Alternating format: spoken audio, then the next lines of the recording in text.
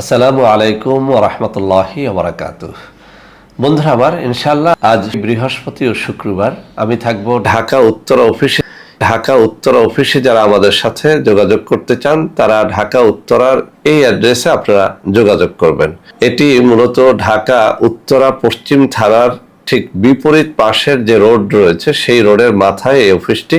বন্ধুরা আমার, বাংলাদেশের বিভিন্ন প্রান্ত থেকে অনেক সময় আপনারা ফোন করে জানতে চান আমাদের অফিস কোথায় কোথায় রয়েছে।